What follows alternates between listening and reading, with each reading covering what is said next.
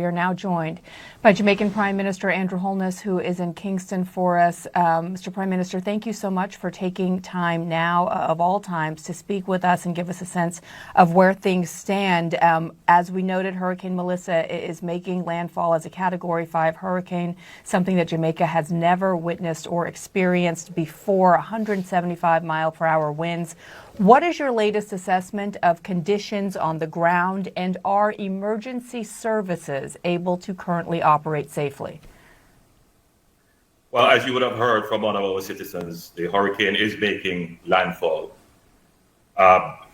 Waves as high as 15 to 17 feet, which were predicted. So residents who are on the southern coast westerly would be feeling severe impacts of the storm, because that is where the eye of the hurricane, where the strongest winds are centered. It is projected that the hurricane will move across Jamaica, the southern end of Jamaica. It will affect the parishes of St. Elizabeth, parts of Manchester, into Trelawney, and then exit. Along that path, we expect that there will be a severe damage to infrastructure, hopefully minimal loss of life. We were very early in our preparations, and therefore our emergency services did all we could before the storm, including giving our citizens the accurate information for them to take the necessary actions to protect themselves and their property. Presently, in that end of the island, I would not recommend that our emergency services operate unless it is an extreme emergency and they judge it safe to do.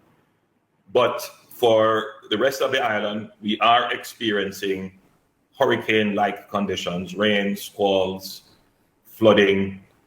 There are reports of some landslides, but the impact is really in the south of the island, and I am praying for those residents. And we have been preparing, and we have been praying for the best. Mr. Prime Minister, I think you did manage to hear some of my interview with a man named Everall Christian, who owns a seafood restaurant in Alligator Pond in Mandeville, Jamaica. And what he described was really scary. What he described was essentially, what he kept on saying was that Jamaica was in major trouble. It was in major trouble based on what he was seeing, that the entire coastline in terms of what he was seeing was completely gone. One of the things that he said that surprised me and saddened me was that there were a lot of people, he knew a lot of people who were in the low-lying parts of the island who had actually chosen not to go to higher ground, not to evacuate, because they wanted to protect their businesses, they wanted to protect their homes. I mean, obviously, Jamaicans have been through this before, and there is so much fear. What do you say to people who right now are trying to choose between either protecting their lives or protecting their homes? Well, let me say, there is no infrastructure in this region, or maybe anywhere in the world, that could withstand a Category 5 hurricane without some level of damage. And for Jamaica, a Category 5 hurricane, particularly where the impact is direct and in the area of the impact, there will be catastrophic damage.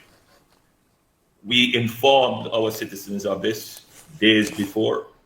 We have put in place a compulsory mandatory evacuation order. But in a liberal democracy like Jamaica, we tend to want to respect the rights of citizens to protect their property, but to give them the information so that they can protect their lives. We have mobilized over 881 shelters. Most of them are activated now. We provided buses to move persons. The take-up was initially slow, picked up afterwards.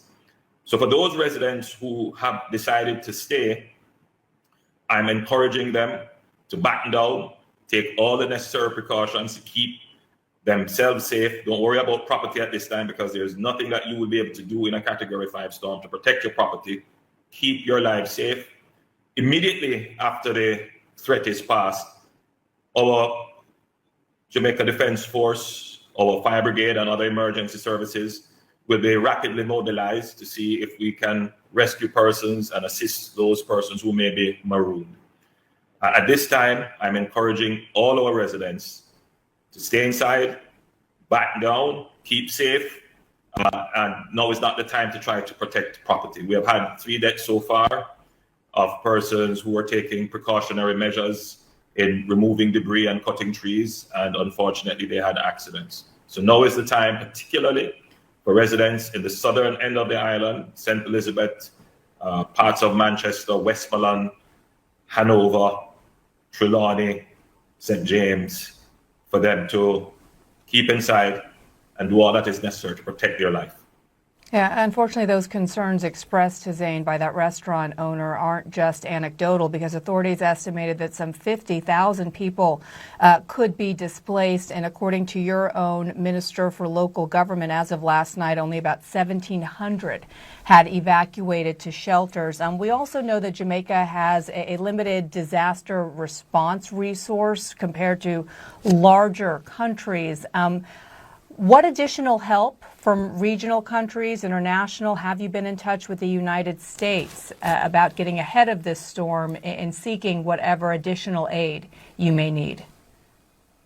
Well, Jamaica has, as you would imagine, significant experiences in dealing with these disasters. We recently undertook a review of our disaster preparedness apparatus, which is fairly well stood up at this point in time. And we should be able to mount a credible response to the disaster, including the immediate humanitarian and relief needs. But as I've said, once this is a Category 5 hurricane, this would be over and above the capacity of most disaster response mechanisms. So yes, Jamaica will need the support of the international community. And I want to, at this point, thank the international community, including our CARICOM neighbors, the United States, the European Union, France, the United Kingdom, and others who I may not have called now. I've actually gotten, since I'm talking to you now, a note from the Secretary of State, Marco Rubio. So the international community is aware that there will be need for support. What we're doing in Jamaica is making sure that we have a very efficient mechanism to get that support in and to make sure that it is effectively and fairly used for all our citizens. Well, Mr. Prime Minister, it sounds like you've done a lot of work in preparation for this unprecedented size storm.